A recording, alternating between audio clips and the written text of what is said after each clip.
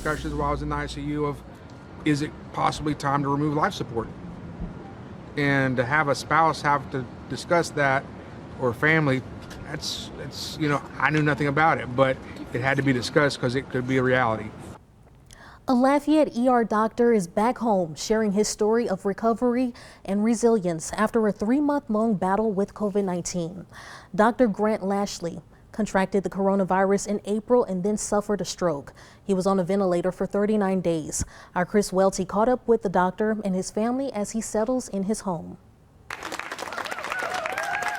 24 hours after doctors and staff at Tier Memorial Hermann Rehabilitation Hospital in Houston celebrated Dr. Grant Lashley's recovery, he's back at home and busting a small move during his family dance party hosted by his kids.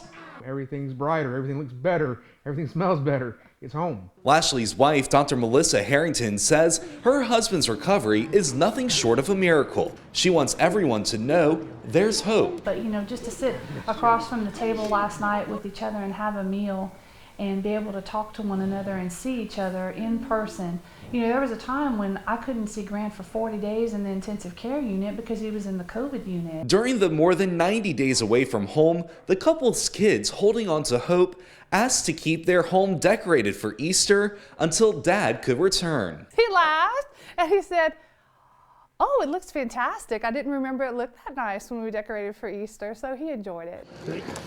Lashley's road to recovery is still a long one, but promising. First came out of the ICU, I couldn't do any of this. While in Houston, ABC News exclusively documenting his time relearning basic motions.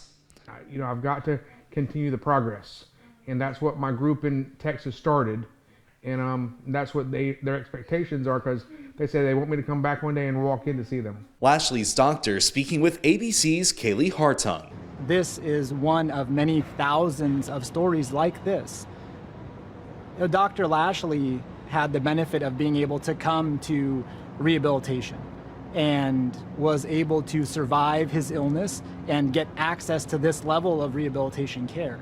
But so many people who require these services don't have access to that. Lashley and his wife want people to know coronavirus is real and is affecting people in Acadiana and around the world. It can make people mildly sick, it can make people severely sick, it can kill people, and we're not 100% sure on why it happens that way, so we've got to practice safety measures. Safety measures like social distancing, washing your hands, and wearing a face mask. In Lafayette, Chris Welty, KATC TV3.